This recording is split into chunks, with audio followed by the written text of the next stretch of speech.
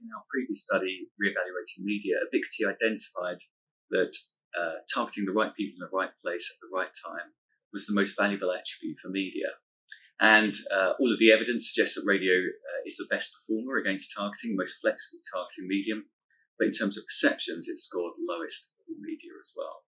Now, part of the reason for this, Ubiquity suggested, is because digital media have fundamentally reframed people's expectations of targeting to the extent that you can't target people particularly effectively unless you're doing it through addressable media. However, Ubiquity also highlighted that conventional targeting strategies can play an important role alongside addressable advertising, particularly in terms of reaching people in the right place, in terms of editorial context, and at the right time in terms of consumer context. Now, there's a lot of existing evidence already out in the market about the value of editorial context, but there are no studies, as far as we're concerned at the moment, that have specifically set out to understand the value and effectiveness of reaching people at relevant times with advertising.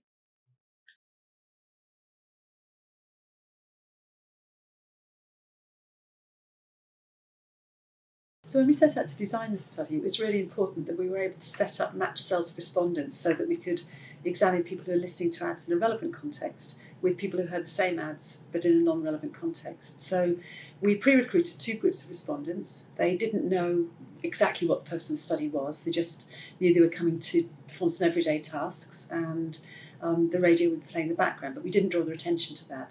So as they were completing tasks like riding an exercise bike and peeling vegetables, they heard some radio ads, and we split the cells so that half the respondents heard an ad in the relevant context, and the other half had exactly the same ad, but in the context of a completely unrelated activity.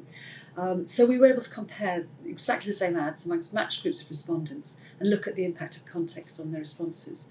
And what we found was a really dramatic impact. When people were doing an activity which related to the ad they were hearing, responses were much, much higher. They had a much higher sense of what we call engagement, sense of personal relevance, and that in turn was driving higher levels of memory response. So not only did they feel the ad was more relevant, but it was going more strongly into memory, which meant it had the capacity to more strongly influence their future behaviour.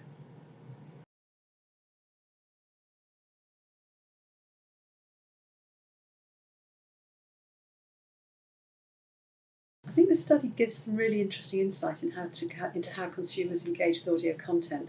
Clearly, we know that the creative element of things is really important, and a lot of the work that we do and Radiocentre have done and others in the past has looked at creativity. But what we know is that you can turbocharge that creativity effectively by targeting ads to a time when people are doing something which is related to that activity. What's happening in the brain is the brain says, hang on, this is relevant, this is important, I better file this information away. And so effectively it's taking an ad and making it work harder. And we found in this study that the ads in the study were averagely good performers. They benchmarked it's about in the middle of all the ads we've ever researched. But when we researched those same ads in a relevant context, they went right up to the 94th percentile. So they were in the top 10% of the ads we've ever researched.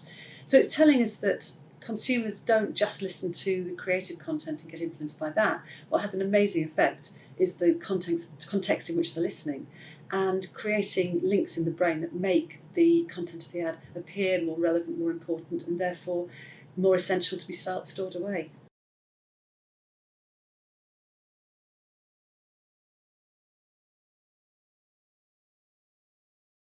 From a planning perspective, I think if an advertiser or an agency is interested in pursuing this idea of relevance targeting, I think the first stage is to try and identify if there are very specific relevant moments for that brand, which might be around consumption occasions or purchase occasions or things of that nature.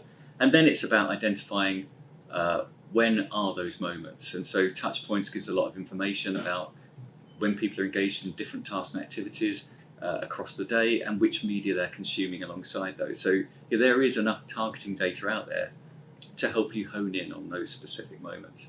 And then I think that the stage after that is to think about how can you add explicit references to that task or activity into your creativity. That doesn't necessarily mean that you have to reframe the whole creative approach to sit within that relevant task or activity, but if you can reference it in some way, nice and early within the ad, it engages the brain more quickly, and people are likely to stick with it right through to the end, and you'll get the maximum effects. So I think partly there's a media element to when you're, what are the most relevant tasks and activities, and when should you place your advertising in any medium.